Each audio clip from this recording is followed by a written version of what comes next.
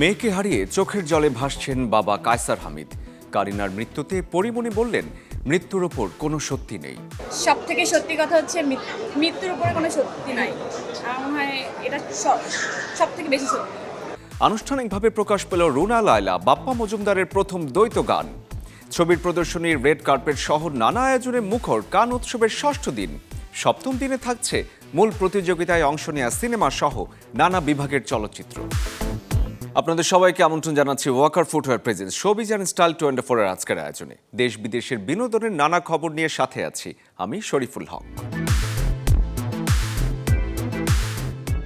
Content creator ও অভিনেত্রী কারিনা কায়সারের অকাল মৃত্যুতে শোকে পাথর তার পরিবার ও কাছের মানুষেরা।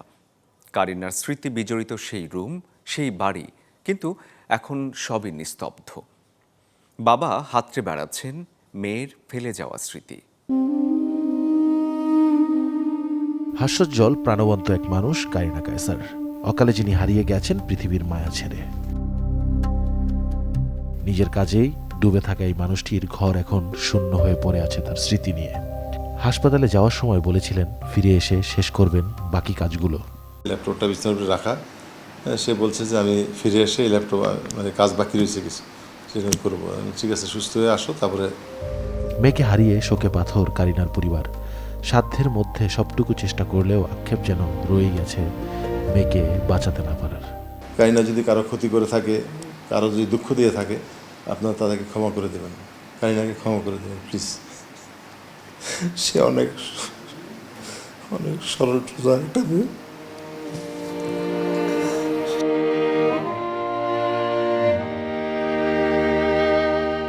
সেই সাথে দেশের চিকিৎসা ব্যবস্থাকে প্রশ্ন করলেন জাতীয় ফুটবল দলের সাবেক এই খেলোয়াড়। প্রধানমন্ত্রীর কাছে জোর দাবি দেশের চিকিৎসা ব্যবস্থা পরিবর্তনের। লিভার ফাংশন আপনি মনে করেন যে প্রথম ধাক্কায় 60-70% ড্যামেজ হয়ে যাবে। এখানে চিকিৎসা নাই। চিকিৎসা নাই বলতে এখানে কোনো সেট আপ নাই, কোনো ওটি নাই, কোনো সার্জারি করার মতো ডাক্তার নাই। একজন বাবা হিসেবে কায়সার হামিদের চাওয়া ভুল চিকিৎসায় কেউ যেন প্রাণ না হারায়। আপনাদের মাধ্যমে মাননীয় প্রধানমন্ত্রীর কাছে আমার অনুরোধ রইল যে উনি নতুন বাংলাদেশ গড়ার প্রত্যয় নিয়েছেন, কিন্তু আপনি স্বাস্থ্য খাতটাকে একটু উন্নতি করেন এবং স্বাস্থ্য খাতে অনেক দুর্নীতি হয়। Rumman Abdullah, channel 24, Dhaka. Content creator Karina কায়সারের অকাল মৃত্যুতে শোকের ছায়া নেমে এসেছে বিনোদন অঙ্গনে। সহকর্মী থেকে শুরু করে বন্ধু, শুভাকাঙ্ক্ষী সবার পাশাপাশি শোক জানিয়েছেন ঢাকায় সিনেমার জনপ্রিয় চিত্রনায়িকা পরিমণিও। একটি রেস্টুরেন্ট উদ্বোধনী অনুষ্ঠানে কারিনা কায়সারের মৃত্যু প্রসঙ্গে আবেগ আপ্লুত হয়ে পড়েন তিনি। পরিমণি বলেন, সুখের সময়ে দুঃখের সংবাদ এলো। রীতিমতো ট্রমার মধ্য দিয়ে বারবার মনে হচ্ছিল জীবন কতটা অনিশ্চিত। এই মৃত্যু আমাদের সেটাই মনে করিয়ে দেয়। লিভার সংক্রান্ত জটিলতায় চেন্নাইয়ে একটি হাসপাতালে শেষ নিঃশ্বাস ত্যাগ করেন কারিনা কায়সার। মানে আমার অনেক প্যানিক লাগছিল যে আমি এমনিতে প্যানিক অ্যাটাক রোগী, কিন্তু আমার শুধু মনে হচ্ছিল যে জীবন এতটা অনিশ্চিত। আমরা জানি জীবন সামহাও অনিশ্চিত, কিন্তু এইভাবে অনিশ্চিত এই মৃত্যুটা কিন্তু আমাদেরকে একদম মনে করিয়ে দেয়। যেটা হচ্ছে আমি শুধু ভাবছিলাম যে আমি যদি এই মুহূর্তে মরে যাই তো আমার দুটো বাচ্চার কী হবে, কে দেখবে, কী করবে। আমার নানা ধরনের উল্টাপাল্টা জিনিসপত্র মাথায় আসছিল। অ্যান্ড দেন আমার মনে হচ্ছে না, আমার তো কাজ আছে, আমার কাজে যেতে হবে, লাইফ তেমনই, চলো এটাই। অ্যান্ড দেন আমি এখানে, আমি জানি না একটু পরে আপনার কী হবে, আমার কী হবে, কিন্তু সব থেকে সত্যি কথা হচ্ছে মৃত্যুর উপরে কোনো সত্যি নাই। আমার মনে হয় এটা সব থেকে বেশি সত্যি। বেশ কিছুদিন ধরেই বাপ্পা মজুমদার এবং রুনা লায়লার দ্বৈত কণ্ঠে একটি গান মুক্তির কথা শোনা যাচ্ছিল। অবশেষে মুক্তি পেল সেই গান অনায়াসে। ইউটিউবে মুক্তি পাওয়া এই গানটির উদ্বোধনী অনুষ্ঠানের আয়োজন ছিল নটরডেম কলেজে।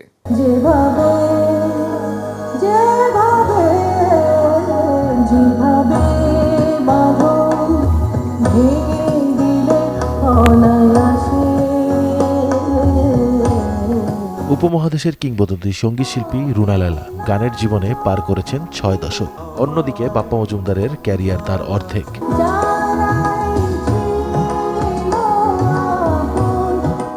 রুনা লায়লার জন্যই বিশেষভাবে একটি গানের সুর ও সঙ্গীত পরিচালনা করেছেন বাপ্পা মজুমদার নিজেই। যে গানটি লিখেছেন সৈয়দ গালিব হাসান। অনায়াসে শিরোনামের এই গানটি শুনেই রুনা লায়লা প্রস্তাব দেন দ্বৈত কণ্ঠে গাইবার। দেখতে পাচ্ছি, ধন্যবাদ। কিংবদন্তির কাছ থেকে এমন প্রস্তাব পাওয়াকে আকাশের চাঁদ হাতে পাওয়ার সঙ্গে তুলনা করেছেন বাপ্পা মজুমদার। আমি প্রথম থেকে খুবই নার্ভাস ছিলাম, কারণ রুনা ম্যামের মতো এত বড় একজন আর্টিস্টের জন্য গান করা এটা এক ধরনের কিন্তু চাপ। এবং গানটি উনি যখন শুনে বললেন যে গানটি ডুয়েট হবে এবং গানটি তুমি গাবে আমার সাথে, যখন তিনি বললেন এটা, তখন আমি আসলে আরও বেশি নার্ভাস হয়ে গেছিলাম, কারণ উনিই বলছেন আমাকে গানটা গাইতে। এটা আমি মনে করি এটা আমার কাছে মানে হাতে চাঁদ পাওয়ার মতো একটি ব্যাপার। অনুষ্ঠানে উপস্থিত রুনা লায়লা প্রশংসায় ভাসান বাপ্পা মজুমদার সহ গানের সংশ্লিষ্ট সবাইকে। আমি খুবই আনন্দিত যে এই গানটি বাপ্পা আমাকে গাওয়াতে চেয়েছে এবং গাইয়েছে। সোলো গান হওয়ার কথা ছিল, কিন্তু যখন ও আমাকে গানটা পাঠালো তখন শুনে আমি ওকে বললাম যে বাপ্পা এই গানটা ডুয়েট করি। ওই কি বলছেন আন্টি? বলছে আন্টি বলো না আর কি। তো সজীবও আন্টি বলে গেল, প্লিজ আন্টি আন্টি মত বলো। তো এনিওয়ে বাপ্পা খুব মানে চিন্তায় পড়ে গেল কিভাবে গাইবো আপনার সাথে। কেন, তুমি তো you are such a good singer, such a talented person, কেন গাইবে না? বলে আপনি গাইবেন আমার সঙ্গে? আমি অবশ্যই গাইবো, it will be my pleasure. তো গানটা এত অপূর্ব লেখা, এত অপূর্ব সুর করা, এবং Bappa is probably one of my favourite artist. এছাড়াও আয়োজনে উপস্থিত ছিলেন দেশের জনপ্রিয় সঙ্গীতশিল্পী ও মিউজিশিয়ানরা। সবার কণ্ঠেই ছিল অনায়াসে গানটির প্রশংসা। এরকম সুর, কথা এবং গায়কী, এই আর্যগোলবন্দি দুজনের, আমার কাছে মনে হচ্ছে গত 10 বছরেও আমি বাংলা গানের এরকম একটা মানে সমৃদ্ধ একটা বাংলা গান আমি শুনতে পাইনি। রুনা আপা এই পর্যায়ে এসেও তার যে গায়কী, তার যে সাবলীল উপস্থাপনা, এটি আসলে অসাধারণ। আমার কাছে মনে হয়েছে যে বাপ্পাদা যেভাবে আসলে আমরা বাপ্পাদাকে চিনি, এটা আর একটা নতুন বাপ্পাদাকে চিনলাম। এমন আয়োজন বাংলা গানকে আরো সমৃদ্ধ করবে বলেই বিশ্বাস অনুষ্ঠানে আগত সবার। রুমান আব্দুল্লাহ, চ্যানেল 24, ঢাকা। যারা নিয়মিত বিনোদনের খোঁজখবর রাখেন তারা জানেন চলছে ৭৯তম কান চলচ্চিত্র উৎসব। ফ্রান্সের সাগর পাড়ের শহর কানে আয়োজিত এই উৎসবে আছেন আমাদের সহকর্মী শাহরিন জেবিন। তার কাছে জানবো ষষ্ঠ দিনের আয়োজনের আদ্যপান্ত। কান চলচ্চিত্র উৎসবের ৭৯তম আসরের ষষ্ঠ দিন। প্রতিটা দিনই জমজমাটভাবে শুরু হচ্ছে, প্রতিটা দিনের শেষটাও হচ্ছে বেশ জাঁকজমকপূর্ণ একটা আমেজ রেখেই। গতকালের কথা যদি বলি, গতকাল সন্ধ্যাটা কিন্তু শেষ হয়েছে বলিউড অভিনেত্রী অদিতি রহাদুরির একটা দারুণ অ্যাপিয়ারেন্স নিয়ে রেড কার্পেটে। তিনি সবুজ একটা ড্রেস পরে হাজির হয়েছিলেন, আর এছাড়াও কিন্তু বারবারা এসেছিলেন। তিনি ভিক্টোরিয়াস সিক্রেটের অ্যাঞ্জেল নামে পরিচিত, এবং তার জীবন সঙ্গী জেলান স্প্রাউসকে সাথে নিয়ে, তিনিও কিন্তু মার্কিন অভিনেতা, তাকে সাথে নিয়ে রেড কার্পেটে হেঁটেছেন। তো ফটো জার্নালিস্টরা কিন্তু সেই ছবিগুলো ক্লিক করেছেন, এবং সবাই কিন্তু সেই ছবিগুলো অনলাইনে, ইন্টারনেটে দেখছেন, বেশ উপভোগ করছেন সেই বিষয়টা। তো প্রতিদিনই আসলে সিনেমার প্রিমিয়ার থাকে, সিনেমার প্রদর্শনী থাকে, আর সেই সময়টাতে আসলে সেই সিনেমার তারকারা রেড কার্পেটে হাঁটেন। তো এটা একটা বিষয় যেমন থাকে, তেমনি দিনের শুরুতে, আজকের দিনের কথা যদি বলি, আজকের দিনের শুরুতে মাই বিলাভড মুভিটার প্রেস মিট ছিল, এবং সেখানে স্প্যানিশ অভিনেতা, বিশ্বখ্যাত স্প্যানিশ অভিনেতা, তিনি কিন্তু বেশ সাহসী বক্তব্য রেখে আজকে আলোচনার সৃষ্টি করেছেন। এবং তার বক্তব্যটা এমন ছিল যে রাজনীতি ছাপিয়ে আসলে শিল্পীরা দল মত নির্বিশেষে সবার, শিল্পীদের কাজ সবার জন্য থাকে যেমন, ঠিক তেমনি শিল্পীরা মানবিকতার পক্ষে। তো বিশ্ব মানবতার পক্ষে যেন শিল্পীরা দাঁড়ায়, এবং তিনিও বিশ্ব মানবতার পক্ষে আছেন, সেই বিষয়টা তিনি প্রেস মিটে স্পষ্ট করেছেন। লাইক গাজা ইস্যুতে কিন্তু একটা গুঞ্জন ছিল যে গাজা ইস্যুতে যেই শিল্পীরা স্ট্যান্ড বাই হয়েছেন তাদেরকে নাকি ব্ল্যাক লিস্টেড করা হয়েছে। এই বিষয়টা নিয়ে তিনি মুখ খুলেছেন আজকের প্রেস মিটে, এবং সেই সাথে তিনি একটা কথা বলেছেন যে শিল্পীদের উচিত নৈতিকতার পক্ষে যেমন থাকা, ঠিক তেমনি এই বিশ্ব মানবতা বজায় রাখার পক্ষে থাকতে গেলে যে পেশাদার জীবনে যে কোনো পরিস্থিতির সম্মুখীন হতে হয় সে বিষয়টা মাথায় রাখা যেমন উচিত, তেমনি অভিনেতা আভিয়ার বারদাম তিনি নিজেও নাকি এই বিষয়টাতে সোচ্চার এবং পেশাদার যে কোনো পরিস্থিতির মোকাবেলা করতে তিনি প্রস্তুত। তো তিনি তেমন একটা সাহসী কথা বলেছেন। তার আগে কিন্তু আসগার ফারিদি বলেছেন, একদম সরাসরি বলেছেন তার সিনেমা প্রেস মিটে এসে যে any murder is a crime. So সারা বিশ্বব্যাপী আসলে সকল হলিউড বলিউড তারকারা, সব তারকারাই আসলে যে মানুষ দিন শেষে এবং বিশ্ব মানবতা বজায় রাখার পক্ষে, এই বিষয়টা কিন্তু কানের আসরে এসে আমি দেখতে পাচ্ছি যে বেশ পরিলক্ষিত এবং তারা এটার পক্ষেই স্ট্যান্ড বাই থাকে। এছাড়াও যদি আমি আরেকটু বলি যে প্রতিদিনই নানা সিনেমার প্রিমিয়ার হচ্ছে, সিনেমার প্রদর্শনী হচ্ছে এবং প্রেস মিট হচ্ছে, সবকিছু মিলিয়ে কানের আসর ৭৯তম আসর প্রতিদিনই জমজমাট ভাবেই চলছে, শেষ হচ্ছে এবং সবার নজর এখন যত দিন এগুচ্ছে ততই সবার নজর যাচ্ছে যে কোন সিনেমাটা পেতে পারে পাম ডি অর সম্মাননা। এই ছিল আমার কাছে আজকের মতো কান ফিল্ম ফেস্টিভ্যালের আসর থেকে আপডেট। বিশ্ব সিনেমার সবচেয়ে মর্যাদাপূর্ণ আয়োজন কান চলচ্চিত্র উৎসবের দিন যত গড়াচ্ছে ততই বাড়ছে চমক। উৎসবের সপ্তম দিন অর্থাৎ ১৮ মেতেও থাকছে তারকা খচিত রেড কার্পেট, বহুল আলোচিত সিনেমার প্রদর্শনী এবং নির্মাতাদের ব্যস্ত সংবাদ সম্মেলন। প্রতিযোগিতা বিভাগ সার্তে রিগার, বিশেষ প্রদর্শনী ও কান প্রিমিয়ার সব মিলিয়ে দিন জুড়ে জমে উঠবে সিনেমার মহোৎসব। কান চলচ্চিত্র উৎসবের সপ্তম দিনের সূচনা হবে মধ্যরাতের প্রদর্শনী জিম কুইন দিয়ে। মার্কো নুগুয়েন ও নিকোলাস এথিয়ানের যৌথ পরিচালনায় নির্মিত সিনেমাটি সকাল 8:30টায় প্রদর্শিত হবে। সকালের শুরুতে অনুষ্ঠিত হবে লাসলো নেমেস পরিচালিত প্রতিযোগিতা বিভাগের সিনেমা মৌলিনের প্রেস কনফারেন্স দিয়ে। একই সঙ্গে বিশেষ প্রদর্শনী বিভাগে দেখানো হবে রন হাওয়ার্ডের নতুন সিনেমা অ্যাভেডন। দুপুরের আগে অনুষ্ঠিত হবে জিয়ান হারির পরিচালনায় নির্মিত প্রতিযোগিতা বিভাগের সিনেমা গ্যারেন্সের সংবাদ সম্মেলন। পাশাপাশি আসাতে রিগার বিভাগে প্রদর্শিত হবে সান্দ্রা ভোলনারের এভরি টাইম। এদিন আরও একটি গুরুত্বপূর্ণ আয়োজন থাকছে হোপ সিনেমার প্রেস কনফারেন্স। ভাহং জিন পরিচালিত এই সিনেমা নিয়েও দর্শক ও সমালোচকদের আগ্রহ তুঙ্গে। সঙ্গীত প্রেমীদের জন্য বিকেলে থাকছে SACM আয়োজিত বিশেষ অনুষ্ঠান লিকন দি মিউজিক, যেখানে অংশ নেবেন আমিন বুহাফা। আশাতে রিগার বিভাগে প্রদর্শিত হবে লায়লা মারাক্কিচি পরিচালিত লামাস দুলসে।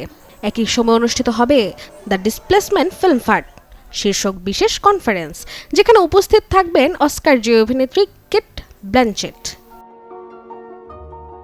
প্রতিযোগিতা বিভাগের অন্যতম আকর্ষণ হয়ে উঠেছে আর্থার হ্যালরির ল ইনকোনো। বিকেল ও রাতের ছবিটির দুটি আলাদা প্রদর্শনী অনুষ্ঠিত হবে। পাশাপাশি রোমানিয়ান নির্মাতা ক্রিস্টিয়ান মুকিওর বহুল প্রতীক্ষিত সিনেমা এফজোর্ডেরও দুটি প্রদর্শনী রাখা হয়েছে। দিনের শেষ ভাগে অর্থাৎ কান প্রিমিয়ার বিভাগে দেখানো হবে তিয়াগো গেদেস পরিচালিত একুই। Desk report, channel 24।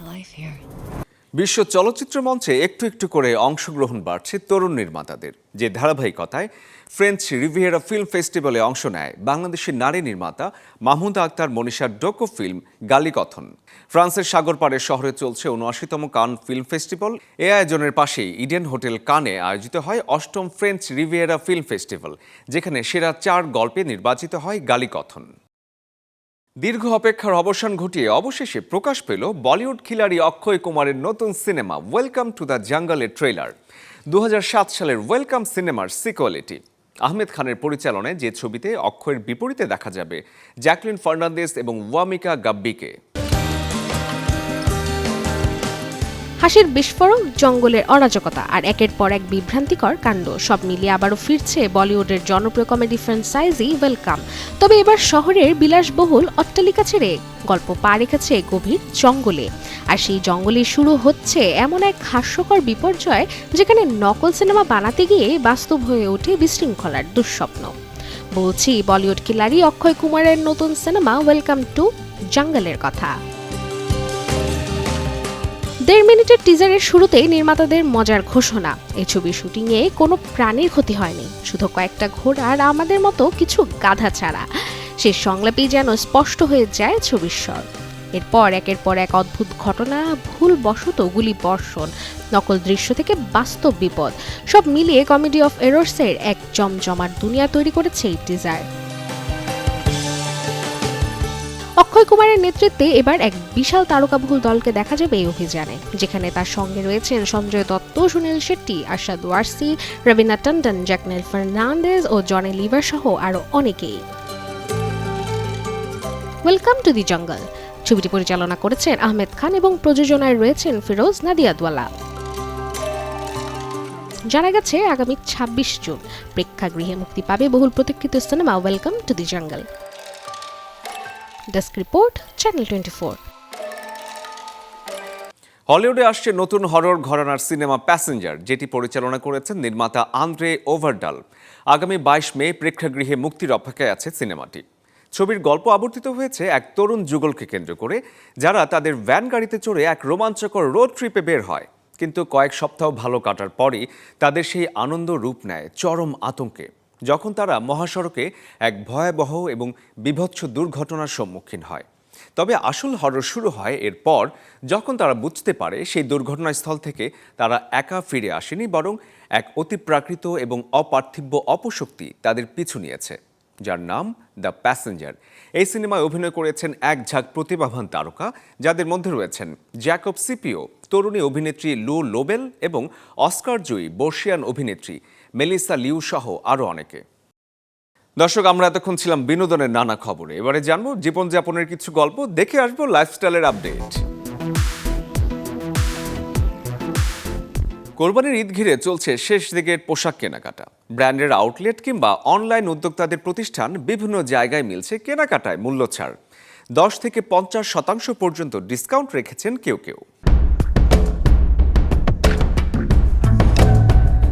কোরবানি ঈদের বাকি আর মাত্র কয়েকটা দিন, আগেভাগে অনেকেই শেষ করছেন পোশাক কেনাকাটা। শেষ দিকে যেহেতু ব্যস্ততা থাকে কোরবানির পশু কেনাকাটায়, তাই পরিবার আর প্রিয়জনদের জন্য ডিসকাউন্টে পোশাক খুঁজছেন কেউ কেউ। কিছু ডিসকাউন্ট দেওয়া হয় তাহলে আমরা স্টুডেন্ট মানুষ, দেখা গেছে আমাদের সামর্থ্য অনুযায়ী কিছু পোশাক আশাক কিনতে পারি, দেখা গেছে আমাদের ঈদ আনন্দটা হয়ে যায়। যেখানে একটা কেনার দাম দেওয়া সেটা 5টা পাওয়া যাচ্ছে, 6টা পাওয়া যাচ্ছে, সে 50% ডিসকাউন্ট দিচ্ছে। এর জন্য আমরা বেশি বেশি কিনতে পারতেছি। একটু আগেভাগে আসার কারণ হচ্ছে যে ঈদের যেহেতু বা কোরবানির ঈদ, গরু কেনাকাটা বা এইসব একটা ব্যাপার থাকে, তো সেই কারণে একটু আগেভাগে এসে একটু ঈদের কেনাকাটা করতে আসলাম আর কি। পরিবারের সবার সুখের জন্য এটা পিতা হিসাবে আমি আমার ছেলে, মেয়ে, ছেলের বউ, মেয়ের জামাই, তারপর মেয়ে, শ্বশুর, শাশুড়ি, সবার জন্য টুকটাক কিছু কেনাকাটা করার চেষ্টা করতেছি। কালকেও কিনছি, আজকেও কেনার জন্য আসছি। রাজধানীর শান্তিনগর 11 ক্লোদিং দিচ্ছে পোশাক কেনাকাটায় 50% পর্যন্ত মূল্য ছাড়। ঈদের আগ পর্যন্তই চলবে যে অফার। প্রাইস খুবই রিজনেবল এবং বরাবর আমরা সবসময় রিজনেবল প্রাইসে প্রোডাক্ট সেল করে থাকি, এবং এবার 50%-এ আরও রিজনেবল প্রাইস ইনশাল্লাহ হবে আমাদের কাছে সকল প্রোডাক্টের উপরে। কেনাকাটায় ছাড় মিলছে ব্র্যান্ডের বিভিন্ন প্রতিষ্ঠানেও। অনলাইন মাধ্যমের উদ্যোক্তারাও ক্রেতা আকৃষ্ট করতে দিচ্ছেন মূল্য ছাড়। 10, 20 কিংবা 30% পর্যন্ত ডিসকাউন্ট রেখেছেন কেউ কেউ। একদম কটন থেকে নিয়ে পার্টি ওয়্যার পর্যন্ত প্রত্যেকটা প্রোডাক্টে আমাদের ডিসকাউন্ট আছে 10%, 20%। এটা এশিয়ার মধ্যে একদম রেডিমেড ড্রেস, মানে আবার ডিসকাউন্টও আছে যেন তাদের কষ্ট করতে না হয়। ডিসকাউন্টের পরে মোটামুটি সাড়া পাচ্ছি আমরা, আলহামদুলিল্লাহ।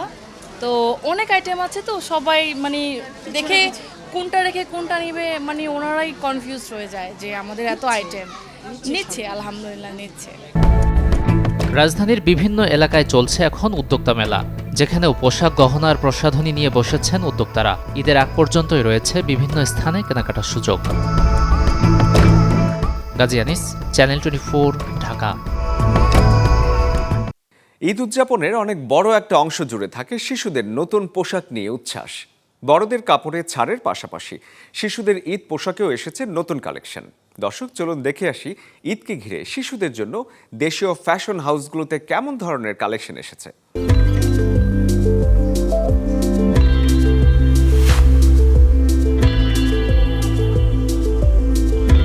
ঈদ উৎসব উৎসবের আনন্দ সব থেকে বেশি থাকে ছোট শিশুদের মধ্যে। নতুন পোশাক ঘিরে থাকে উচ্ছ্বাস, আর সে আনন্দকে আরও রঙিন করে তুলতে দেশীয় বিভিন্ন ফ্যাশন ব্র্যান্ড এনেছে বাহারি কিডস কালেকশন। সময়টা এখন গরমের, সাথে আছে যখন তখন বৃষ্টির ছাঁট, তাই প্রাধান্য পাচ্ছে আরামদায়ক সুতি, লিলেন, জর্জেটের মতো ফ্যাব্রিক। শৈশবে আউটলেটে আছে 0 থেকে 14 বছর বয়সীদের জন্য নানান ধরনের পোশাক। মেয়েদের জন্য আছে ফ্রক, পার্টি ফ্রক, ফতুয়া, স্কার্ট, আর ছেলেদের জন্য রয়েছে শার্ট, প্যান্ট, কাতুয়া, পাঞ্জাবি সহ বিভিন্ন আয়োজন। সুন্দর সুন্দর জামা মানে পরতে চাই, যেহেতু ঈদ এটা আমার পছন্দের দিন। এখন যেহেতু সামার, তারপর বৃষ্টির সিজন, তো সব মিলিয়ে কমফোর্টেবল, আবার একই সাথে যেন দেখতে ভালোও লাগে।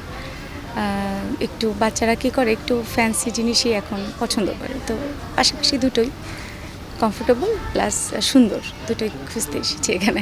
গরম তো, গরমের জন্য কটনটাই মনে হয় ভালো হবে, এই জন্য গরমের কাপড়ে দেখছি, যদি পছন্দ নিয়ে যাবো কয়েকটা। ফ্যাশনেবল কিছু হয়ও, যে জর্জেট বা টিস্যু এরকম ম্যাটেরিয়াল, কিন্তু ভিতরে লাইনিংটা সুতি এরকম, মানে যেটা কমফোর্টেবল, খুব আরামদায়ক, সেটা খুঁজি আর কি। এখন মূলত হচ্ছে গরমের জন্য আপনার 100% কটনের বয়েলের মধ্যে ট্যাপ টাইপের যে ফ্রকগুলো আছে ওই জিনিসটাই বেশি প্রাধান্য হয়, আর ছেলেদের ক্ষেত্রে ট্যাঙ্ক টপস আর ফতুয়া, ওই দুইটা জিনিস মাথায় রেখেই মূলত এবার এটা আমরা আয়োজন করছি। ঈদের কেনাকাটাকে সাশ্রয় করার জন্য শৈশবে ঈদের আগে দেওয়া হয়েছে নির্দিষ্ট বেশ কিছু পণ্যের উপর 60% পর্যন্ত ছাড়। মুৎসু নৈশী, চ্যানেল 24, ঢাকা। এক গ্লাস পানির দাম কত হতে পারে? 20, 50 নাকি 100 টাকা? কিন্তু পৃথিবীতে এমন কিছু পানি আছে যার এক বোতলের দামেই কিনে ফেলা যায় আস্ত একটি মোটর বাইক। হাজার বছরের বরফ গলিয়ে কিংবা আগ্নেয়গিরির নিচের খনিজ স্তর থেকে আসে সেসব পানি। কি আছে সেই পানিতে? কেন এত দাম? চলুন জেনে আসি। প্রকৃতির এক রহস্যময় উপহার পানি। এই পানি যখন বিলাসিতার প্রতীক, তখন এক বোতলের দাম ওঠে লাখ টাকায়। বিশ্বের সবচেয়ে দামি পানির তালিকায় সবচেয়ে আলোচিত নাম অ্যাকুয়া দি ক্রিস্টালো ট্রিবিউটো আ মন্দিগ্লিয়ানি। মাত্র 750 ml এই পানির দাম প্রায় $60,000, বাংলাদেশি টাকায় যা কোটি টাকার কাছাকাছি। 24 ক্যারেটের সোনার বোতলে ফ্রান্স, ফিজি আর আইসল্যান্ডের প্রাকৃতিক উৎস থেকে সংগ্রহ করা হয় এই পানি। দ্বিতীয় অবস্থানে থাকা কোনা নিগারি আসে হাওয়াই দ্বীপের গভীর সমুদ্রের নিচ থেকে। অনেকের দাবি এই পানি ওজন কমাতে আর ত্বক ভালো রাখতে সাহায্য করে। কোনা নিগারি এক বোতলের দাম কয়েকশো $100 পর্যন্ত। তৃতীয় অবস্থানে আছে বেভারলি হিলস। হলিউড তারকা আর বিলিয়নারদের পছন্দের এই পানি জনপ্রিয় এর পারফেক্ট পিএইচ ব্যালেন্সের জন্য। আরও আছে শেলবার্ডি ওয়াটার। নরওয়ের হাজার বছরের পুরনো হিমবাহের বরফ গলিয়ে তৈরি হয় এই পানি। প্রতি বোতল যেন এক টুকরো জমাট ইতিহাস। জাপানের ফিলিকো জুয়েলারি ওয়াটার, যার বোতল দেখতে অনেকটা রাজমুকুটের মতো। সোয়ারভস্কি ক্রিস্টাল দিয়ে সাজানো এই পানি উপহার হিসেবে ব্যাপক জনপ্রিয়। কারো কাছে পানি শুধু জীবন বাঁচানোর উপাদান, আবার কারো কাছে এক্সক্লুসিভ স্ট্যাটাসের অংশ। শরীফুল হক, চ্যানেল 24। প্রযুক্তি প্রেমীদের জন্য রাজধানীর বনানীতে চালু হলো প্রিমিয়ার টেক রিটেল শোরুম। দেশের প্রযুক্তি পণ্য রিটেল প্রতিষ্ঠান এরনার লিমিটেডের সকল পণ্য পাওয়া যাবে এই শোরুমে। উদ্বোধনী অনুষ্ঠানে প্রযুক্তি খাতের বিভিন্ন ব্যক্তিত্ব, কন্টেন্ট ক্রিয়েটর, গণমাধ্যম প্রতিনিধি এবং এরনা লিমিটেডের ঊর্ধ্বতন কর্মকর্তারা উপস্থিত ছিলেন। নতুন এই শাখায় প্রযুক্তিপ্রেমী, গেমার, কর্পোরেট ব্যবহারকারী এবং সাধারণ ক্রেতাদের জন্য আধুনিক ও বিশ্বস্ত প্রযুক্তি পণ্য কেনাকাটার অভিজ্ঞতা নিশ্চিত করবে। গ্রাহকরা একই সাথে laptop, gaming PC, smartphone, gadget, custom PC, networking solution এবং অফিস ইকুইপমেন্টের বিভিন্ন আন্তর্জাতিক ব্র্যান্ডের প্রযুক্তি পণ্য কিনতে পারবেন এখানে। দক্ষ তরুণ তরুণীদের কর্মসংস্থানের সুযোগ তৈরি এবং চাকরিদাতা প্রতিষ্ঠানের সঙ্গে সরাসরি সংযোগ স্থাপনের লক্ষ্যে রাজধানীতে হয়ে গেল ভিন্ন রকম চাকরির মেলা, যেখানে চাকরিদাতা প্রতিষ্ঠানগুলো যোগ্য কর্মী খুঁজে নিতে বসে স্টল। রাজধানীর ধানমন্ডির নিউ মডেল বহুমুখী উচ্চ বিদ্যালয়ে অনুষ্ঠিত হয় এই জব ফেয়ার। বিশ্ব ব্যাংক এবং পল্লী কর্মসহায়ক ফাউন্ডেশন PKSF এর আর্থিক সহযোগিতায় জব ফেয়ারের আয়োজন করে সেবা, নারী ও শিশু কল্যাণ কেন্দ্র। সকাল 10টা থেকে বিকাল 4টা পর্যন্ত আয়োজিত এই জব ফেয়ারে অংশ নেয় বিভিন্ন নিয়োগদাতা প্রতিষ্ঠান। বিকেএসএফ এর প্রশিক্ষণপ্রাপ্ত তরুণ তরুণীরা সরাসরি চাকরিদাতা প্রতিষ্ঠানের সাথে যোগাযোগ এবং সাক্ষাৎকারের মাধ্যমে তাৎক্ষণিক নিয়োগের সুযোগ পান। আয়োজকরা জানান, এই ধরনের কার্যক্রমের মাধ্যমে সমাজের প্রান্তিক জনগোষ্ঠীর যেমন কর্মসংস্থান সৃষ্টি হবে, তেমনি অর্থনৈতিকভাবে তরুণ তরুণীরা আরও স্বাবলম্বী হয়ে উঠবেন। দর্শক, এই ছিল Walker footwear presence showbiz and style 24 এর আজকের আয়োজনে। বিনোদন ও লাইফস্টাইলের সব খবর জানতে ভিজিট করুন আমাদের ফেসবুক পেজ এবং ইউটিউব চ্যানেলে। কাল ঠিক একই সময়ে আবারও দেখা হবে। সেই পর্যন্ত সবাই ভালো থাকুন, সুস্থ থাকুন আর দেখতে থাকুন চ্যানেল 24।